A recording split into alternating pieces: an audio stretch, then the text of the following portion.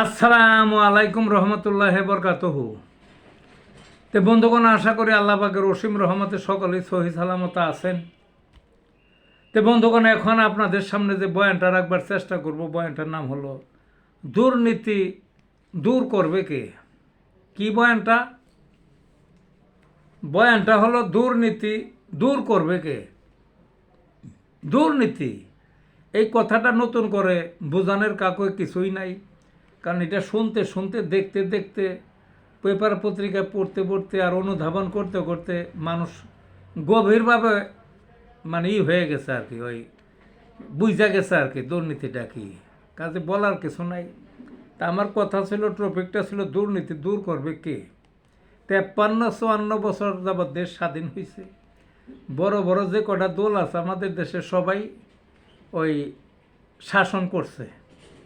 কেউ কেউ একাধিকবার আইছে, কেউ কেউ একসঙ্গে অনেক দিন। যেমন বিএনপি একাধিকবার আসছে, ওই আওয়ামী লীগ একাধিকবার আসছে।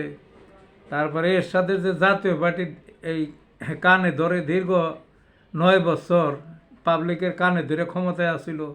শেখ হাসিনার সময় আবার লেজুর বৃত্তি ওই গৃহপালিত পশু হিসাবে ওই করছে।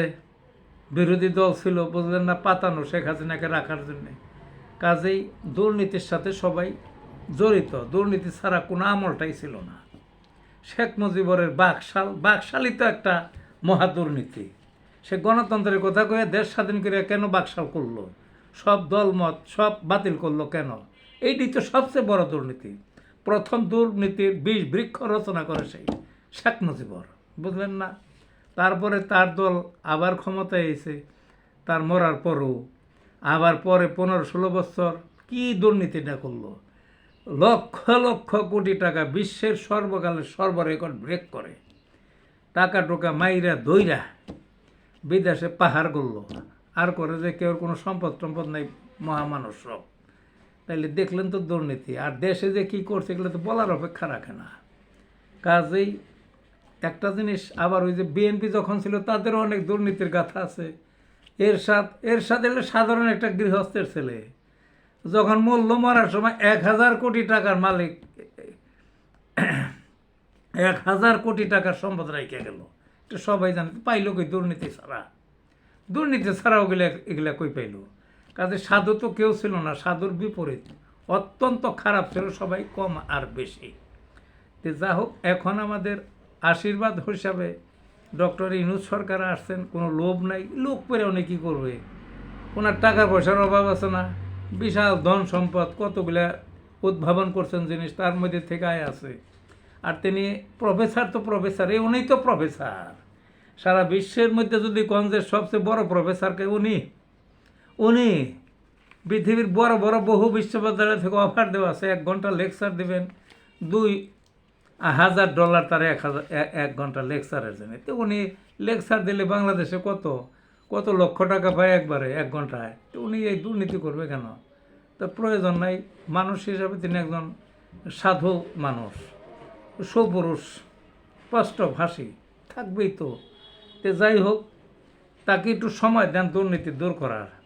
তিনি তলে তলে কাদের ভাষায় কইতে হয়, তলে তলে আমাদের ইউনূস স্যার অনেক দুর্নীতিকে তিনি দূর করে ফেলাইছেন ইতিমধ্যে। অনেক এই যে সিন্ডিকেটকে দূর করতে সমর্থ হয়েছে। বিমানের আরও বহু, বুঝলেন না। তাকে দেন সময়টা আপনারা, সময় তো লাগে। 16 বছরের জঞ্জাল, 16 বছর তো না, চিন্তা করতে গেলে 53-54 বছরের জঞ্জাল। এই জঞ্জাল তো আর এই 7-8 মাসে তো মুক্ত করা সম্ভব না। ওনার যত বছর লাগে দেন, উনি মুক্ত করে যায়। মানে আমি বলছিলাম, টপিকটা বারবারই বলি, দুর্নীতি দূর করবে কে? দুর্নীতি একমাত্র ডক্টর ইউনূস স্যারই যদি করে যায় বলেন, তাছাড়া আমি এই দেশ আর দ্বিতীয় কাউরে দেখি নাই এই দুর্নীতি দূর করার জন্য। কারণ সবাই নিজেরাই দুর্নীতিগ্রস্ত, বুঝলেন না। সবাই মানে কয়লারে যদি কয় তুমি ময়লা পরিষ্কার করো, তাই কি সম্ভব নাকি? সবই তো কয়লা, সবই ময়লার কয়লা, বুঝলেন না। একমাত্র এই ডক্টর ইউনূস স্যার আসছেন, ওনাকে আপনারা সুযোগ দেন, উনি দুর্নীতি দমন করবেন এবং উনি সফল হইবেন। তবে একটু সময় দিতে হবে, সময় দিতে হবে। ভোট করেন না, বহু ভোট দেখছি। ওনাকে একটু সময় দেন দুর্নীতি দূর করার জন্যে। তো ভালো থাকুন বন্ধুগণ।